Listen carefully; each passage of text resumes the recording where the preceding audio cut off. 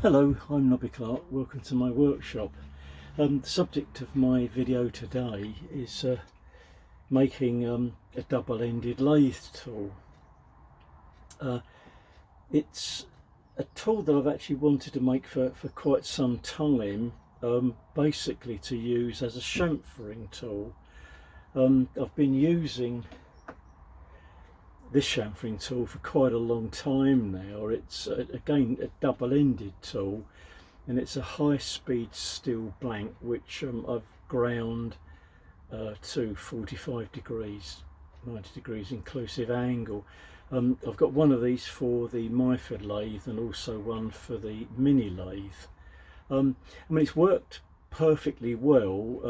The only problem, I guess, is that using it on steel obviously over a period of time does blunt the edges, and I have to resharpen it or rehone the surface here quite often.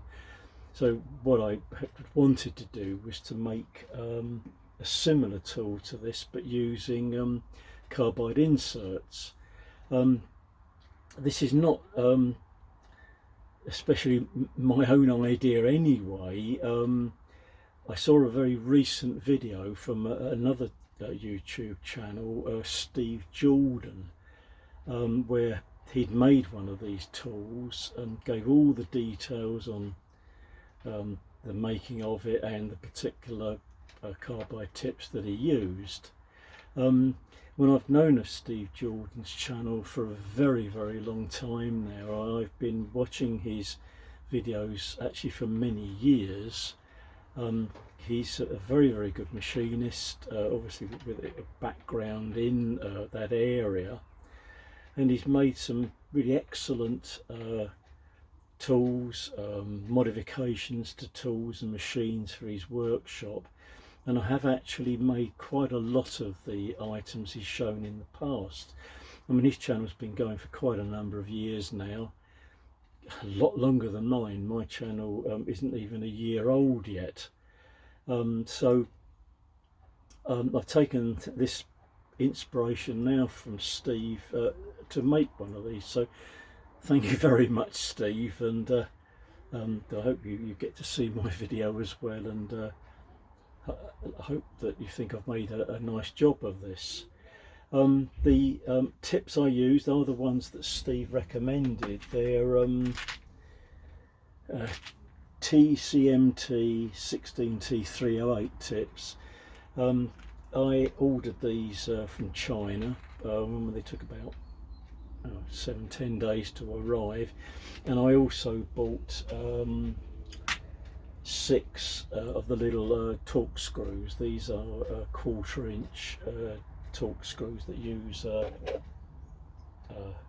T15 driver.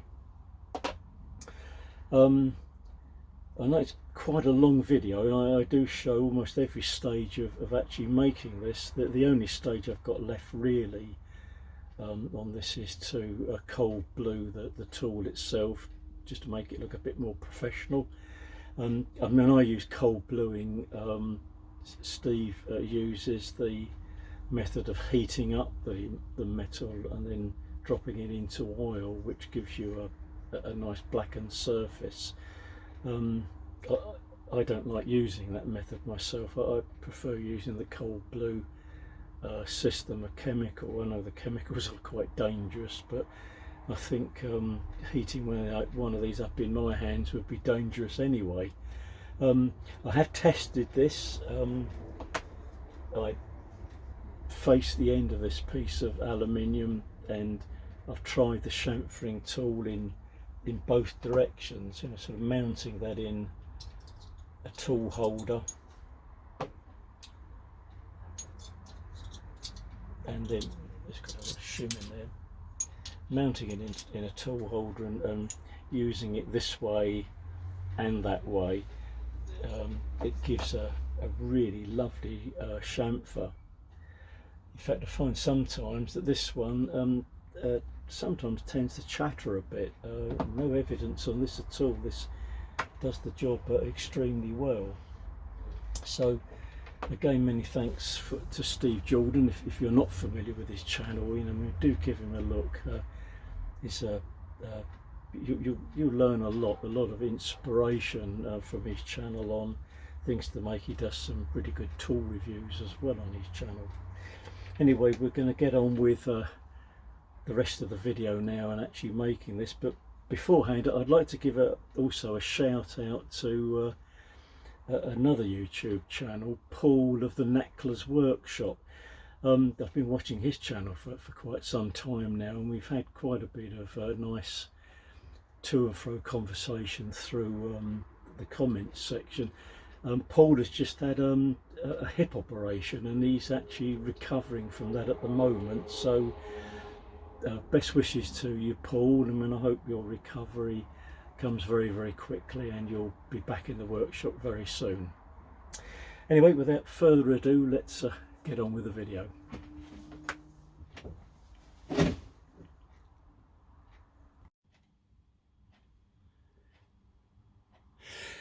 This is the tool I'm planning on making to go in one of the Myford tool holders. Now, the problem with the tool holders on the Myford lathe is that the tool holder itself will actually take 1/2-inch square material, but the problem is that if you use lathe tools of this size, you can't lower the tool holder enough to bring the cutting edge to centre height. So the maximum size really would be a tool like this. This is a 10 by 10 millimeters, and sort of using these clamped in, you can easily bring the cutting edge to centre height. So for this particular tool, what I've done, I've used a piece of this material,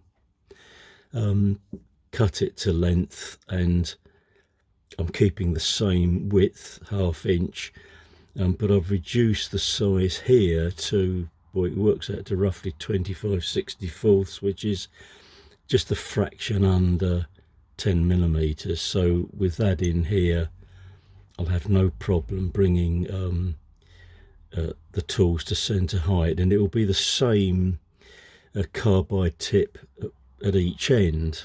And as I previously explained, these are the cutting tips I'm going to use. So I'll have one of these mounted at each end. Obviously, once I've drilled and tapped for the retaining screw in here, I'll have to grind off these edges with some back relief in them as well. I ordered a set of 10 of these tips, very inexpensive actually. I did try and order these from a UK supplier. They would have all come from China anyway, but the person I bought these from let me down, and for some reason cancelled my order. They did give me a refund, no explanation as to why they couldn't supply them. So in the end, well, I thought we're just going to have to wait a bit longer and order these direct from China. They did come through quite quickly, but I had also ordered some of the, if I can get them out of here, the little torque screws. These are 4mm thread with a T15 Torx head on them, and these will fit into the carbide tip, and there's be plenty of room here to screw them in, and they won't come through the bottom here. They'll be recessed on that side. So the next job will be setting this up in the milling machine and finding the centre here, and then finding the exact location here for the tip, so I can drill and tap a hole in here so that it holds nicely against this shoulder here, so that there's no danger of the tip twisting while in use. This could obviously be used for normal machining operations, machining, facing or whatever, but I think the primary aim for me is probably to use this as a double-ended chamfering tool, so that when it's in the tool holder I can use it in the holder this way, and putting it in the tool holder that way around. I've got a tip this end as well, so this makes a sort of a nice reversible tool to use in the lathe. So now move on to the next stage of lining this up and drilling and tapping the holes.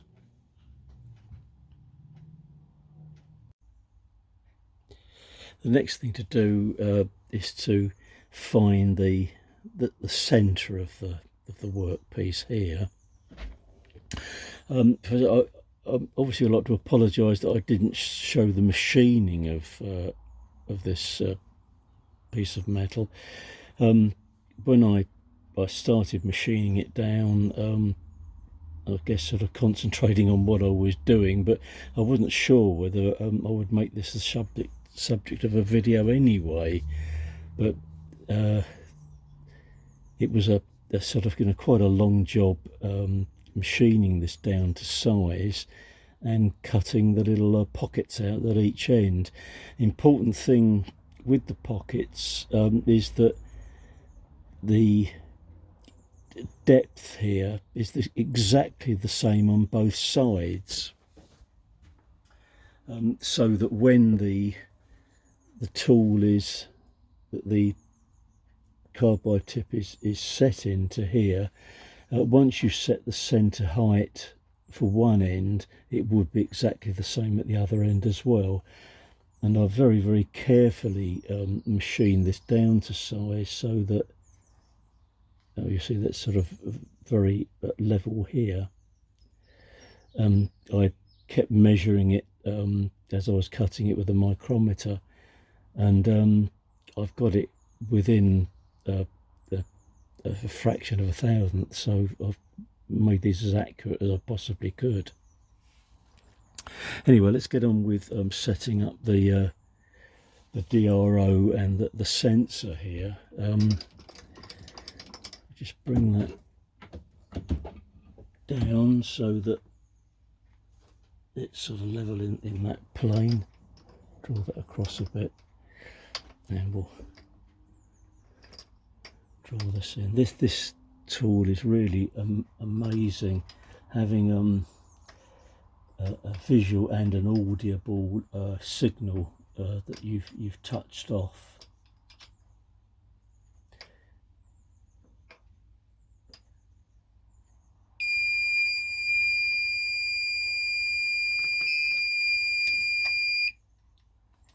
Just going to double check that again.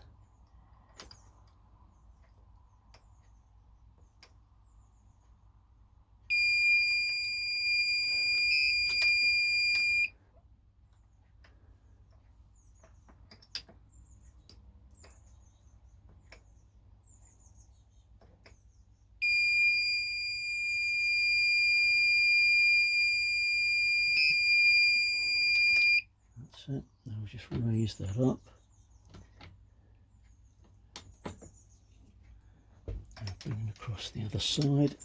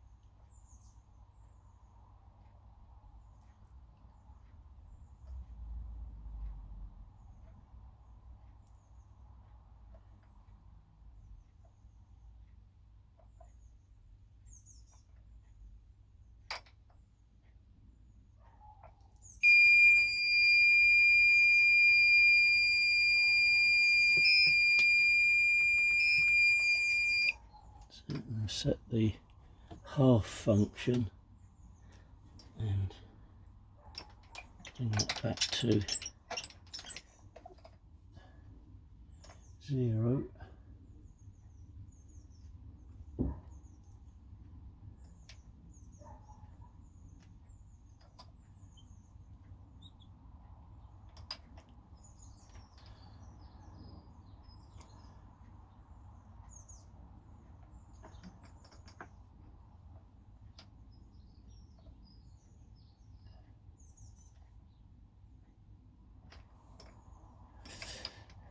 Overshot slightly.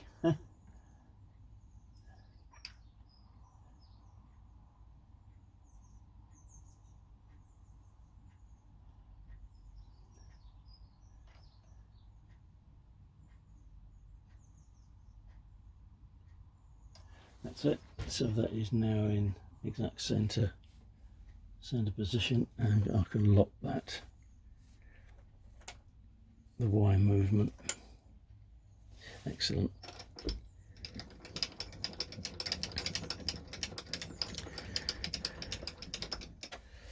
Now I just remove the tool here and put in a drill chuck. Now I wanted to find the best way of drilling the hole for the carbide tip to get that in the centre this way, and I thought, well, perhaps the easiest way of doing this was to put a pointer in the drill chuck and then drop that into the little countersunk hole in the top of the tool there, and then draw it back against the shoulder. So I bring that down and line that up, obviously very gently, and then wind that back.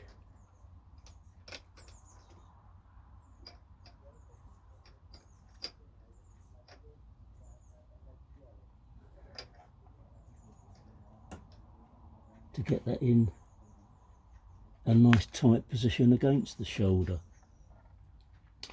Couldn't really think of any other easy way of doing it other than literally just doing it by eye, or as Mr. Pete says, biguess and bigosh, making sure that the underside of the tool, the tip here, is right down against this base here, that it's not sort of tipped back slightly. So that does look as though that's going to be okay. So now I can lock the X movement. Obviously I'll have to do this for both ends, obviously, but just raise that up. Now hopefully that's going to put me exactly in the right position, but let's see how we get on with it. Let's take the little pointer out and put in a centre drill.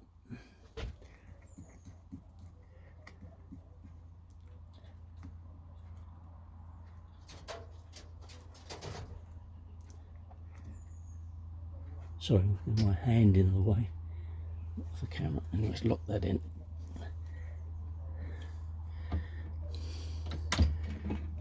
So I can now bring that down and drill our little hole there. Let's do a sort of visual check. Certainly looks as though it's going to be okay. Fingers crossed. Safety glasses on.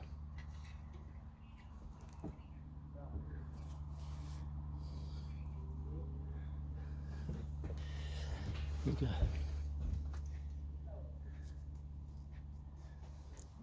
See if I can find my cutting oil, which is back here somewhere. Yep.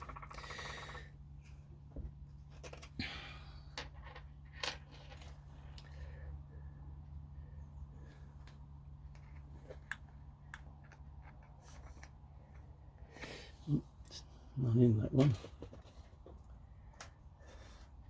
Let's try a bit of this.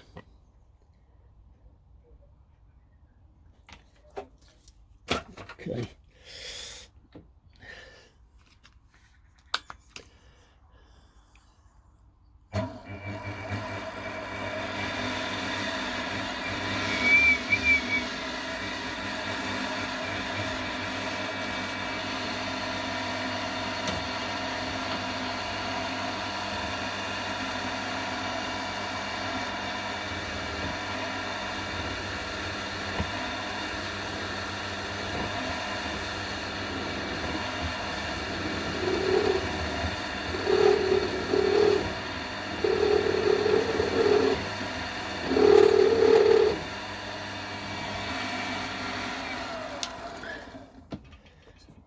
It's a case of very gently does it.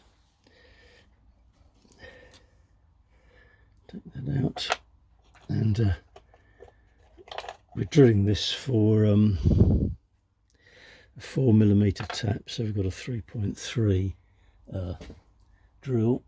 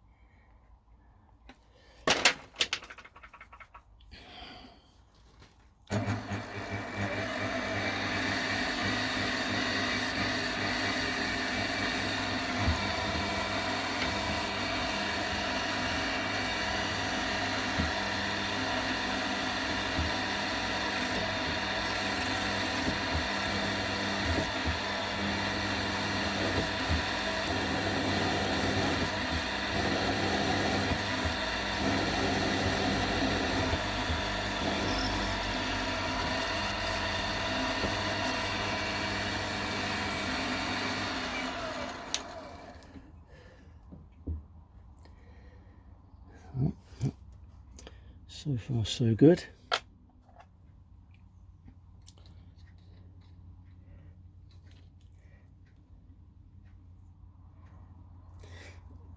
I'll use the chuck just to start the tap.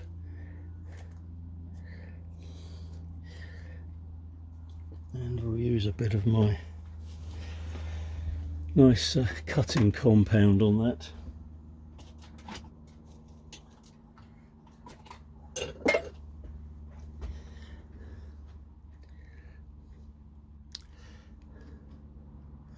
Plenty of it.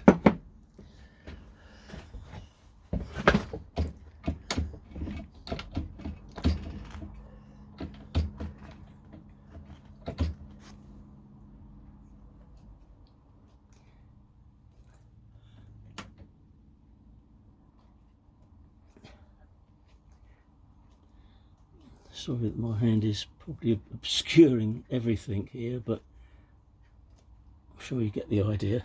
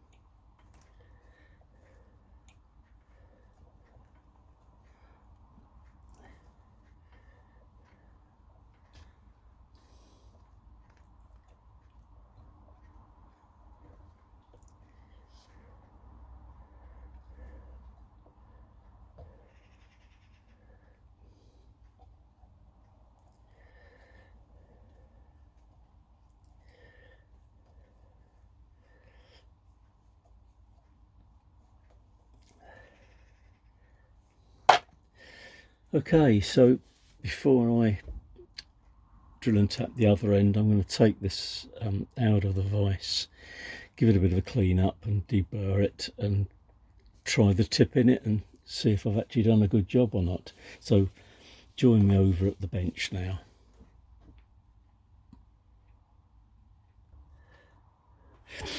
Okay, we're at the bench now, so let's see if this has been a success or not. It does look as though it lines up okay. Torque screw in.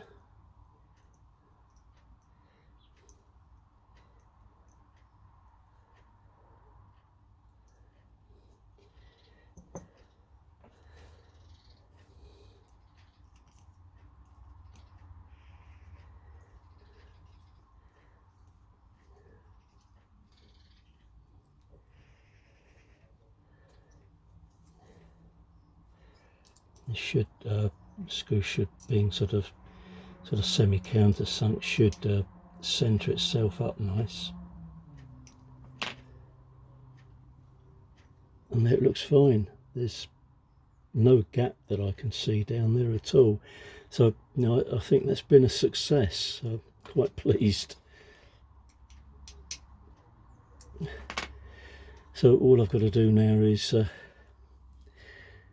do exactly the same the other end. Well, I won't film that because it literally is just a repeat of this, and it'd be too monotonous to show you that as well. But what I'll do is once I've done that, I'll bring you back and show you that completed, and then start the marking out so that I can grind off these sides here with the necessary relief.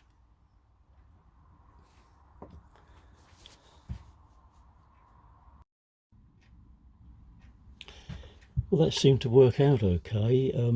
Drilled and tapped the other side, and you see I've got both the tips fitted.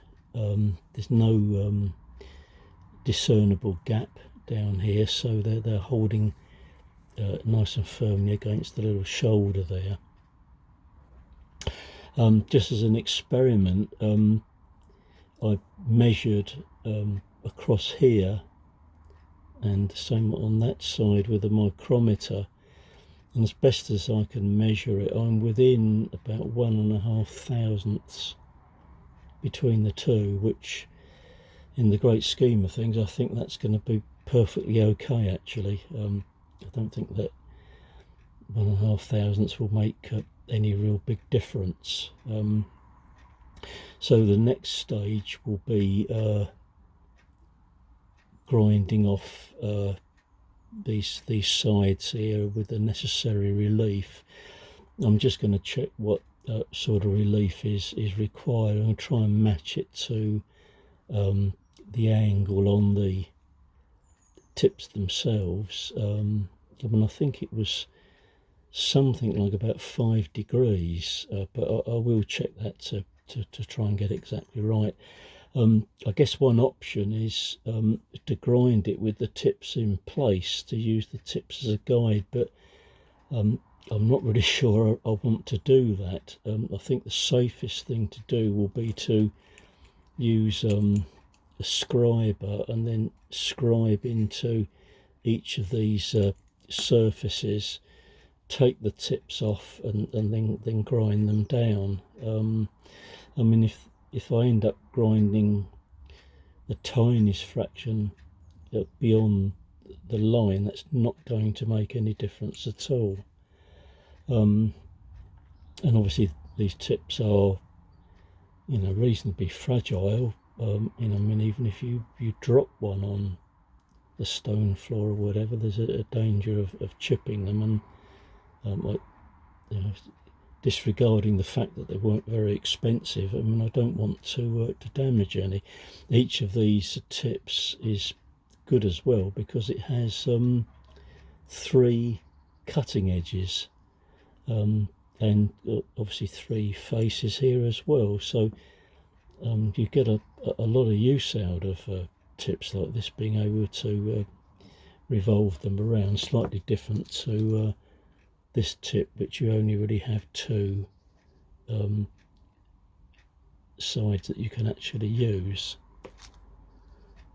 So I think that will be the next stage. Obviously it'll take me a while to get everything set up, and I probably will do this actually on the belt grinder. I might even saw off bits of the sides here, just to make the job a little bit easier. That may be an option, just to sort of hacksaw off these corners. That will obviously speed the operation up a bit, I guess. And then once all of that's done, I can give the tool a good clean up, and then cold blue it as well, which will preserve it, stop it from rusting over as well, and make it look really nice.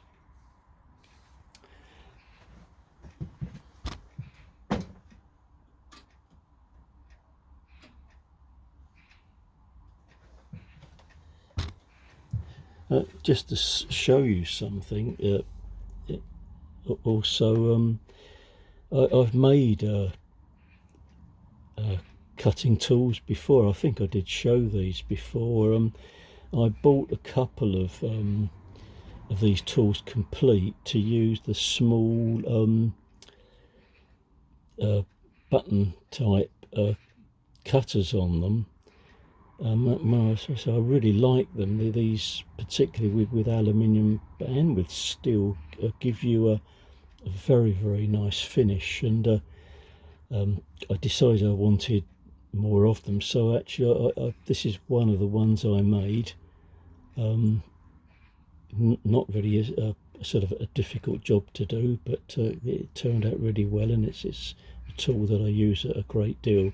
This one goes on to the Myford tool post in the opposite direction, so I can use this for facing off the end of material.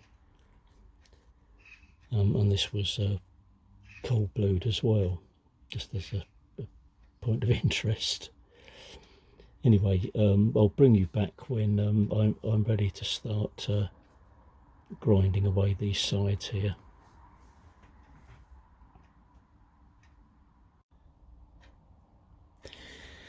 The next stage is to grind the angles on the tool itself. I did check to see what the angle of relief was on the carbide tip, and it was, as I thought, 5 degrees. So I thought, well, I'll grind the tool to the same angle. The belt sander I have here, it's a small belt sander with a 1-inch belt and a disc sander at this end, and you can tilt the table here to whatever angle you require.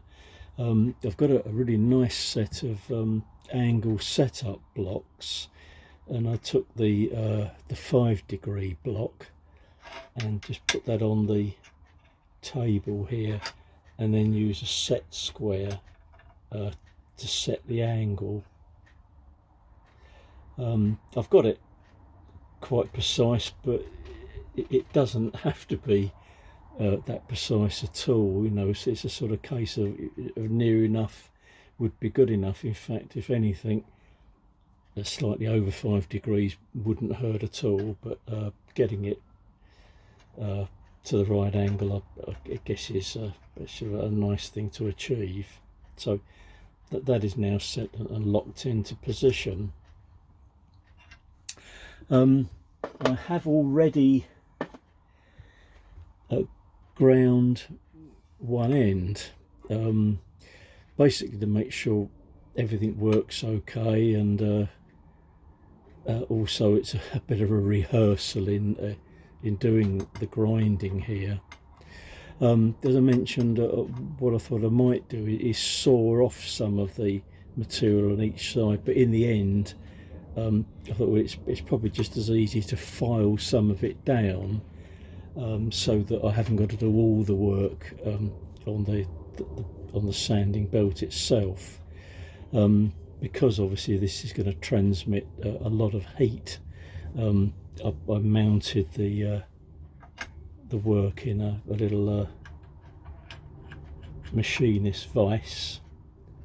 Hold that sort of flat against the surface so that it is held perfectly at the 5 degrees, and then lock that in place. That means I've got something to sort of to hold on to while I'm grinding that down. I'll start doing a little bit of the grinding. Obviously I'm not going to film the whole process of doing this, because it's something that takes quite a long time to do, and it'll be sort of too boring to sort of watch the whole process basically.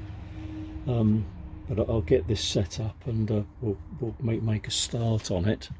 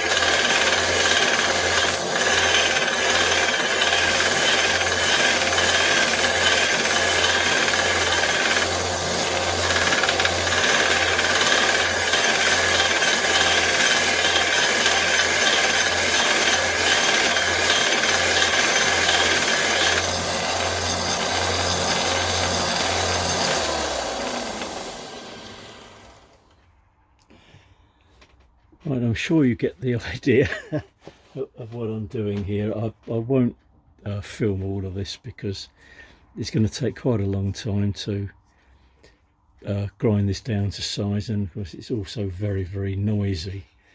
So I'll bring you back when I'm much nearer to the scribed line that I made on the, I don't know if you can see that.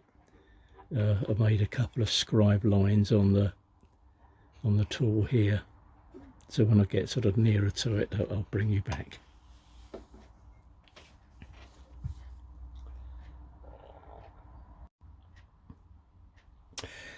Right, just bringing you back for the final part of sanding.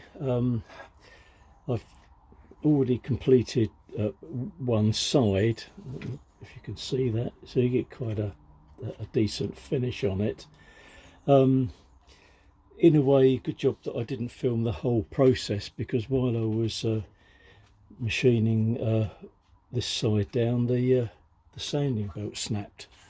So I've had to scrub around the workshop to find the box with all the spare belts in, and replace the belt. So I'm hoping that's not going to happen again while I grind this side down, but let's see what happens.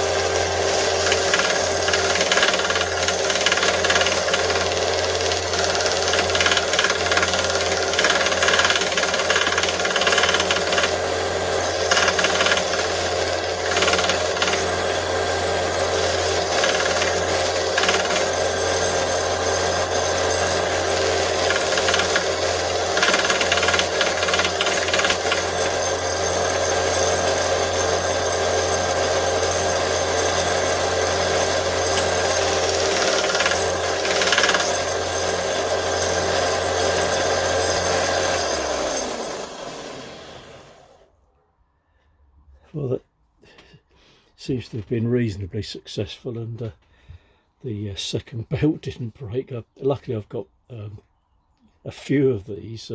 First thing I did when I bought the belt sander was to order a load of spare belts. The belt here is 240 grit, if you wanted to know. Anyway, so that's really completed that now. So it's really now a matter of doing some sort of cleanup. As I've done on the other end of this,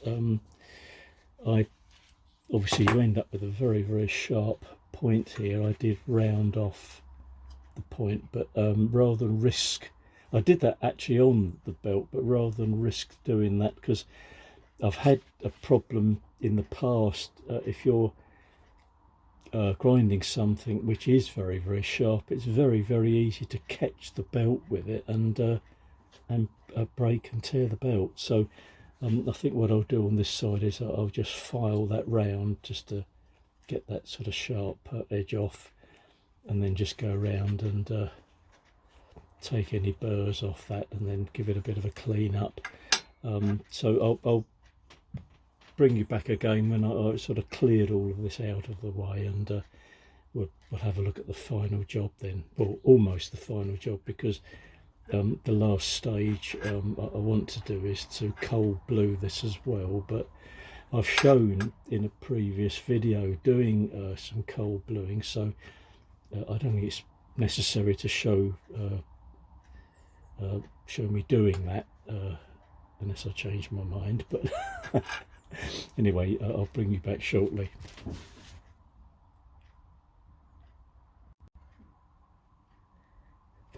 Well, I've cleaned the tool up, deburred it all round, and I've given it a really good clean and made sure I've cleaned all the grinding dust out of the threads as well.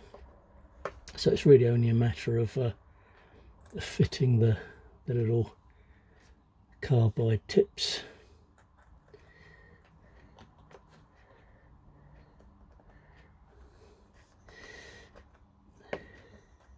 As I mentioned, the tips were not dreadfully expensive. I mean, I bought them from China, and I guess they would have been exactly the same ones that I would have received if I'd have bought them from a seller in the UK. The little torque screws I got from a UK seller because I wanted to get them sort of as quickly as possible to finish the job. I only bought 6 of them, but in fact the 6 little torque screws cost about half what the 10 tips cost me. But the problem is that you're rather stuck with suppliers for these, because that, you know, I guess they are a very, very specialist item. But I'm quite pleased with the result. I'll be even more pleased once I've given it a test and make sure it works and does the job that I hope it's going to do. If you're at all interested, the tips are these. They're TCM T16 T308. You know, if you're sort of thinking of making one of these yourself. I mentioned when I set up the belt sand that I used a angle setup block, and I have a really beautiful set of setup blocks here, which were recently given to the channel as a gift, and I've been very, very grateful. I've not unwrapped all the others. I decided to preserve them in the best possible condition, just to keep them wrapped up all the time. So the only one that's unwrapped is the one I actually used, which was the 5 degree. I mean, having these is going to be so useful for the workshop in the past, where I've needed to set up things mostly in the milling vise, and I've needed particular angles. I've just made little angles out of scrap bits of material, aluminium and plastic. It's done the job very, very well indeed. In fact, when I got the proper angle setup block set, I actually checked these, and I had made them very accurately actually. So you know, these worked out pretty well, but I'm going to keep them. I won't throw them away, just as a memento. But anyway, that's the job completed. The only thing I will do next is to cold blue it and give it a good soaking in oil to make sure it doesn't rust up.